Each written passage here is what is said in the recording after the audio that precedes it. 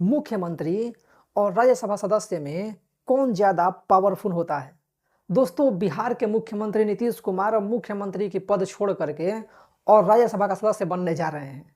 तो इस वीडियो में हम जानेंगे कि मुख्यमंत्री और राज्यसभा सदस्य में क्या अंतर होता है, ये किस तरीके से चुने जाते हैं, इनकी शक्तियाँ कितनी हैं, इनके कार्य क्या हैं और संविधान इनके बारे में क्या कहता है। और इसके साथ ही हम इन दोनों की शक्तियों की तुलना करेंगे, दोनों की शक्तियों का कंपैरिजन करेंगे और ये समझने की कोशिश करेंगे कि इनमें से कौन ज़्यादा पावरफुल होता है। ठीक है, और इससे सभी चीज़ों की चर्चा हम इस वीडियो में करेंगे। तो पहले जान लेते हैं इनके संवैधानिक आधार के बारे में, इसके बाद इनकी चुनाव किस तरीके से होता है वो जान लेंगे, इसके बाद इनकी शक्तियाँ जान लेंगे दोनों की और उसके बाद हम उनका तुलना कर लेंगे। ठीक है, सबसे पहले बात करते हैं कि संविधान इनके बारे में क्या कहता है। तो संविधान का अनुच्छेद 163 जो होता है वो ये कहता है कि राज्यपाल को सलाह देने के लिए एक मंत्रिपरिषद होगा। ठीक है, अनुच्छेद 164 कहता है कि मुख्यमंत्री की नियुक्ति राज्यपाल द्वारा की जाएगी, लेकिन राज्यपाल उसी व्यक्ति को मुख्यमंत्री बनाएंगे जो विधानसभा में बहुमत दल का नेता होगा। ठीक है, आगे अगर बात करें तो आगे दिया है कि अनुच्छेद 167 कहता है 167 कि सीएम और राज्यपाल के बीच संपर्क होगा, यानी सीएम जो भी करेंगे उसके बारे में समय समय पर राज्यपाल को अवगत कराते रहेंगे, राज्यपाल को बताते रहेंगे कि हम ये कर रहे हैं। ठीक है, अनुच्छेद 174 कहता है कि विधानसभा का सत्र बुलाना और स्थगित करना जो है वो मुख्यमंत्री राज्यपाल को सलाह देंगे ये करने के लिए, सत्र बुलाने के लिए और स्थगित करने के लिए। अनुच्छेद 356 कहता है कि राष्ट्रपति शासन लागू होने पर राज्य में कोई मुख्यमंत्री नहीं रहेगा। ठीक है, जब राष्ट्रपति शासन लागू होगा उस वक्त कोई मुख्यमंत्री राज्य में नहीं रहेगा। राज्यसभा सदस्यों के बारे में अनुच्छेद 80 जो है वो राज्यसभा की संरचना के बारे में बात करता है, इसी के तहत राज्यसभा की गठन की गई है। अनुच्छेद 83 जो है यानी 83 राज्यसभा एक अस्थायी सदन है ये कहता है और यही बताता है कि राज्यसभा कभी भी भंग नहीं हो सकता। दोस्तों, राज्यसभा जो है वो कभी भंग नहीं हो सकता। ठीक है, इसके जो सदस्य हैं उनका कार्यकाल 6 वर्षों का होता है और प्रत्येक 2 वर्षों के बाद जो 1/3 सदस्य हैं उनका कार्यकाल समाप्त हो जाता है और उनका स्थान पर नए सदस्य चुन लिए जाते हैं। ठीक है, आगे बात करते हैं। अनुच्छेद 84 कहता है कि राज्यसभा सदस्यों की क्या योग्यता होंगी, जो उनका मिनिमम उम्र है वो 30 वर्ष होता है, वो यही बताता है। ठीक है, इसी में पता चलता है। अनुच्छेद 101 जो है वो पद की अयोग्यता के आधार बताता है कि कौन व्यक्ति जो है वो राज्यसभा का सदस्य नहीं बन सकता। अनुच्छेद 118 जो है वो संसद की प्रक्रिया और आचरण के बारे में बात करता है। इसके बाद बात करते हैं दोनों का चुनाव किस तरीके से होता है। तो दोस्तों, मुख्यमंत्री की जो चुनाव होती है वो जनता के द्वारा एक विधायक या विधान पार्षद के रूप में होती है। ठीक है, जो मुख्यमंत्री होते हैं वही व्यक्ति राज्य का मुख्यमंत्री बनता है जिसको उस राज्य के विधानसभा में बहुमत प्राप्त हो। ठीक है, मतलब जिस भी व्यक्ति को, अगर बिहार की बात करें तो बिहार में अभी जो बहुमत है वो एनडीए के पास है। ठीक है, एनडीए के पास टोटल 202 विधायक हैं अभी के समय में। ठीक है, बिहार में, जबकि सरकार बनाने के लिए सिर्फ 122 विधायकों की ही आवश्यकता होती है। ठीक है, तो वैसी स्थिति में जो नीतीश कुमार हैं, जो एनडीए है उसके पास बहुमत है और एनडीए जो है वो नीतीश कुमार को अपना नेता मानती है, तो इसलिए नीतीश कुमार बिहार के मुख्यमंत्री हैं। ठीक है, तो कोई भी मुख्यमंत्री वही व्यक्ति बन सकता है जिसके पास उस राज्य की विधानसभा में बहुमत हो। ठीक है, इनकी नियुक्ति जो है वो राज्यपाल द्वारा की जाती है और बहुमत दल का नेता होना चाहिए, उसी को करेंगे। मुख्यमंत्री बनने के लिए आवश्यक है कि कम से कम 25 वर्ष की आयु हो।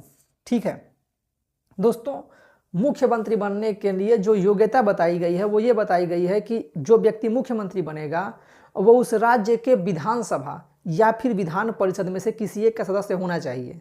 तो मान लीजिए कि कोई व्यक्ति विधानसभा का सदस्य बनता है तो उसकी कम से कम उम्र 25 वर्ष होनी चाहिए, क्योंकि विधानसभा का सदस्य बनने के लिए उम्र जो है वो 25 वर्ष निर्धारित की गई है।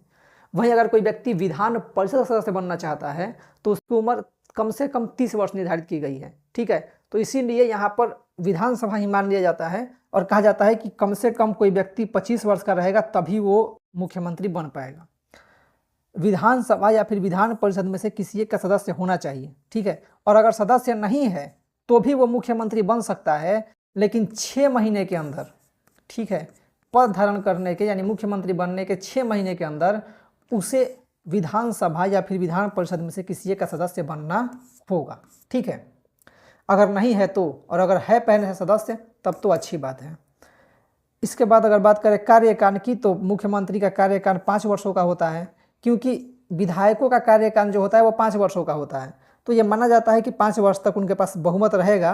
तो अगर बहुमत बीच में ख़त्म हो जाता है, मतलब बीच में ही कोई पार्टी या गठबंधन की कोई नेता जो हैं वो लोग साथ छोड़ देते हैं, बहुमत नहीं रहता है, तो बीच में भी उनका जो सरकार है वो गिर सकती है।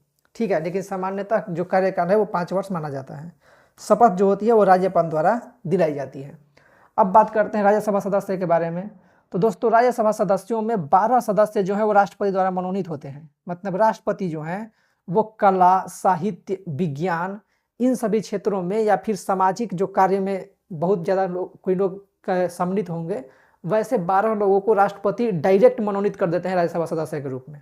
ठीक है, बाकी जितने सदस्य हैं वो चुने जाते हैं, उनका चुनाव होता है। ठीक है, और उनका चुनाव उस राज्य के विधानसभा के सदस्यों द्वारा होता है। ठीक है, जैसे मान लीजिए बिहार में राज्यसभा का चुनाव हो रहा है अगर, तो जो बिहार की 5 सीटें खाली हो रही हैं राज्यसभा की, इन 5 सीटों के लिए बिहार के ही विधायक वोट देंगे।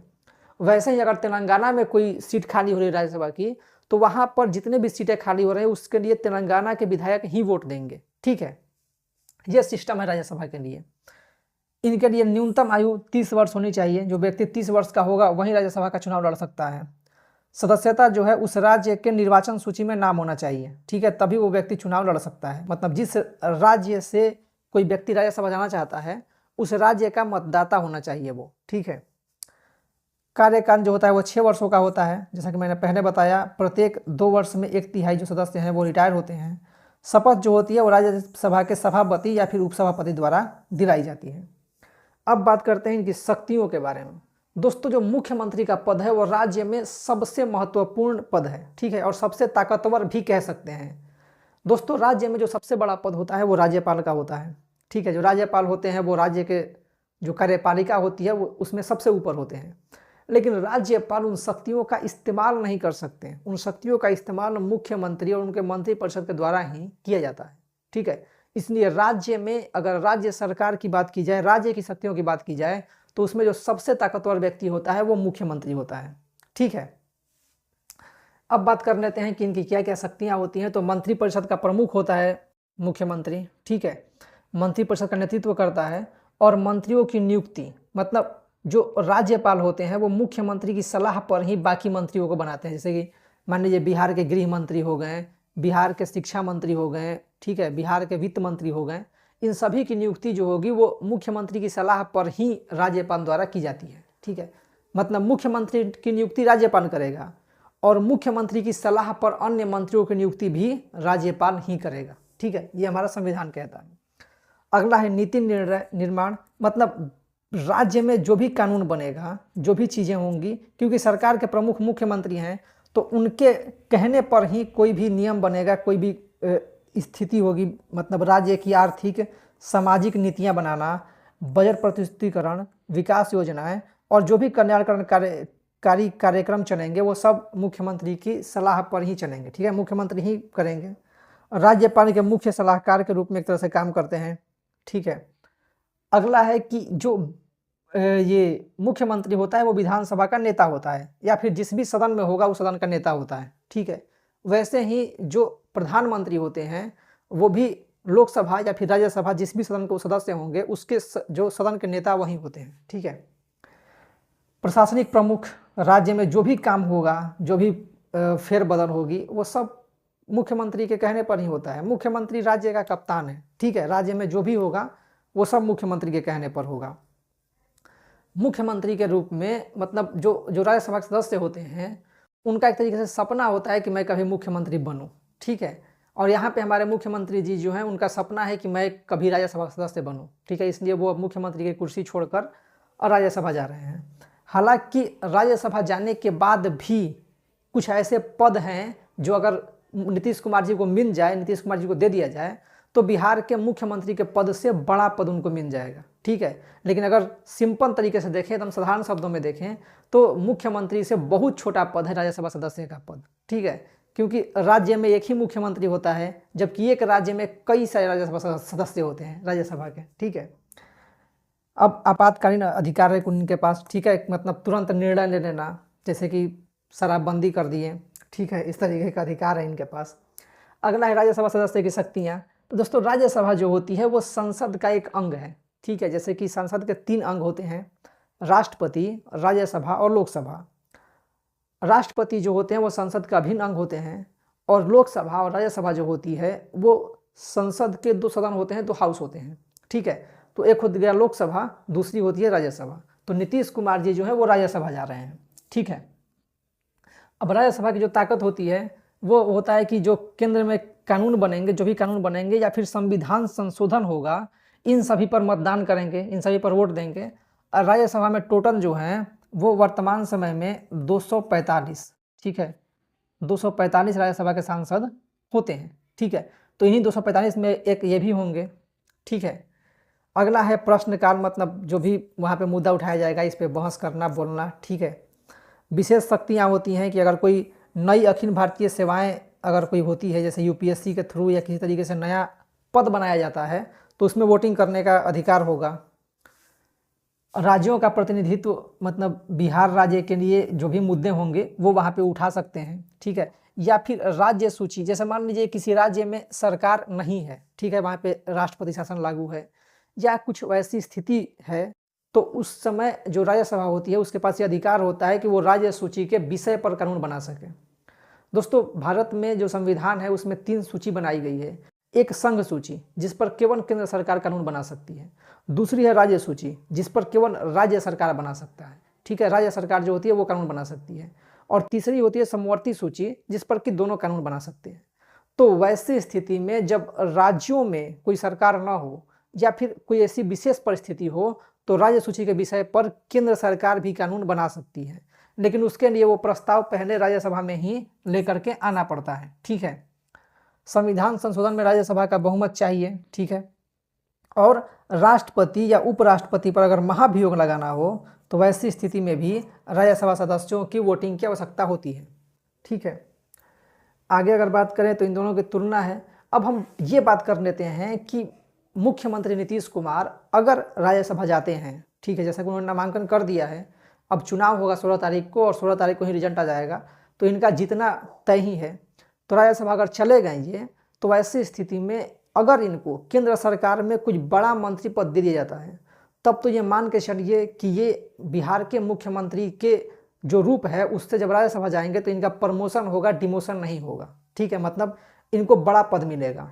जैसे मान लीजिए कि अगर इनको उप प्रधानमंत्री बना दिया जाए या फिर गृह मंत्री या रक्षा मंत्री या वित्त मंत्री, मतलब ऐसे मंत्रालय अगर दे दिए जाए इनको, तो ये मान के चलिए कि इनको राज्य सरकार में जो मुख्यमंत्री का पद है उससे बड़ा पद मिलेगा, उससे ज़्यादा ताकतवर हो जाएंगे। लेकिन अगर ये सिर्फ राज्यसभा जाते हैं, सिर्फ राज्यसभा का सदस्य बनते हैं, तो ऐसी स्थिति में ये माना जाएगा कि इन्होंने मतलब एक बड़ा पद छोड़ करके और एक छोटा पद लेना स्वीकार किया है, ठीक है। हालांकि जो मुख्यमंत्री नीतीश कुमार हैं वो केंद्र सरकार में पहले कृषि मंत्री और रेल मंत्री तक रह चुके हैं, ठीक है। तो ऐसी स्थिति में अगर उनको कृषि मंत्री या रेल मंत्री बनाया जाता है तो भी वो कोई बड़ा पद नहीं होगा, ठीक है। लेकिन अगर उनको कोई बड़ा पद दिया जाता है तो ये माना जाएगा कि ये ज़्यादा ताकतवर हुए हैं। अगर हम सीधे शब्दों में और आसान शब्दों में समझें तो जो मुख्यमंत्री का पद है वो राज्यसभा सदस्य से बहुत बड़ा पद है, ठीक है, क्योंकि पूरे भारत भर में राज्यसभा के 245 सांसद होते हैं, लेकिन अगर मुख्यमंत्री की बात की जाए तो यह सिर्फ 28 राज्यों और 3 केंद्र शासित प्रदेशों में ही होते हैं, ठीक है। वैसे भी केंद्र शासित प्रदेश में जो मुख्यमंत्री होते हैं उनकी शक्तियाँ कम होती है, तो 28 राज्य ही मान के चलिए। तो 28 राज्यों में अगर मुख्यमंत्री नीतीश कुमार जैसे सिर्फ लोग हैं, तो ऐसी स्थिति में ये मान के चला जाएगा कि मुख्यमंत्री का पावर जो होता है वो राज्यसभा सदस्य से अधिक होता है। लेकिन अगर कोई राज्यसभा सदस्य केंद्र सरकार में मंत्री बन जाए या फिर प्रधानमंत्री बन जाए तो उसकी ताकत मुख्यमंत्री से बहुत ज़्यादा होती है, ठीक है।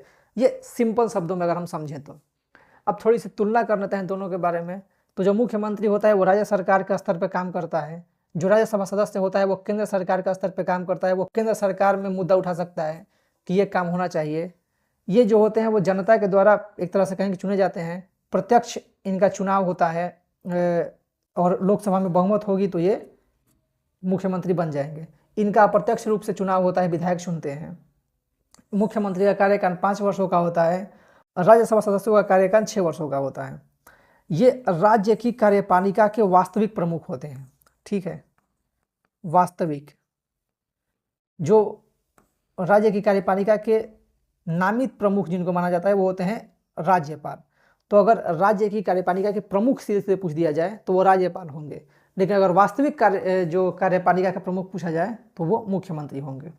ठीक है, इनकी शक्ति का केंद्र राज्य है, इनकी शक्ति का केंद्र राष्ट्रीय है। ठीक है, यह विधानसभा के प्रति जवाबदेह होते हैं।